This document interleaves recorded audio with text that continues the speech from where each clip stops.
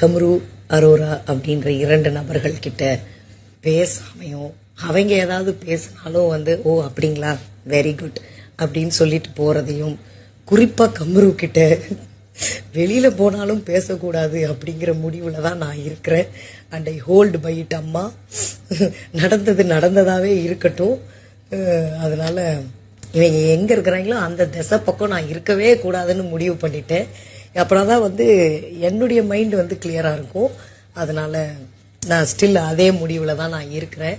அதை ஃபாலோ பண்ணையும் ஆரம்பிச்சிட்டேன். அதனால இப்ப அவங்க என்ன உப்புமா கிண்டாலும் நான் போய் அதுல என்னுடைய கருத்தை சொல்ல போறது கிடையாது. சாண்ட்ரா கிட்டே சொல்ல போறது இல்லை, திவ்யா கிட்டே சொல்ல போறது இல்லை, பிரஜன் கிட்டே சொல்ல போறது கிடையாது.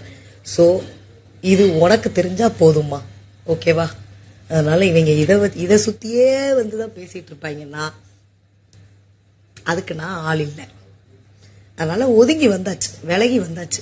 இப்ப என்னன்ட்டு சொல்றாங்க, கம்ருவும் பாருவும் ஒரு நல்லா போய்கிட்டு இருந்த ரிலேஷன்ஷிப்பை வந்து கெடுத்து விட்டது அரோரா அப்படிங்கிற மாதிரி பாரு சொல்றான்னு வந்து இப்ப இவர் வந்து பேசுறாரு. டே அதுதானடா நடந்துச்சு. ஸோ ஐ டோன்ட் நோ, நீயே பார்த்துக்கோமா. அதை இன்ஃபேக்ட் வந்து நேற்று ரம்யா கூட கேட்டாங்க, நீ என்ன ஒருதலை காதல் எதுவும் பண்றியான்னு. அம்மா அதெல்லாம் பெரிய வார்த்தை. ஏதோ இந்த வீட்டுக்குள்ள நமக்கு ஒரு நபர் மேல ஒரு பிடித்தம் ஏற்படுது, ஒரு லைக்கிங், ஒரு ஃபீல் குட் ஃபீலிங் அப்படின்ட்டு தான் நான் வந்து சொன்னேன். ஸோ இது வந்து காதல் அப்படின்ற அளவுக்குலாம், அதுவும் இந்த 40 நாள்லாம் வந்து என்ன பூக்கும்னு எனக்கு தெரியல. பட் நிஜமாலே ஒரு நல்ல ஃபீலிங் வந்து இருந்தது அந்த பர்சன் கூட. ஸோ அப்படிதான் இருந்தது அந்த ரிலேஷன். அதனால அதை பார்த்து இவங்க நடுவில் புகுந்து I don't know. So yeah, அதனால இதை வந்து இத்தோட விட்டுட்டு நம்ம எப்போதும் போல ஆக வேண்டிய வேலையை வந்து பார்க்கலாம் அப்படின்னு நான் நினைக்கிறேன்.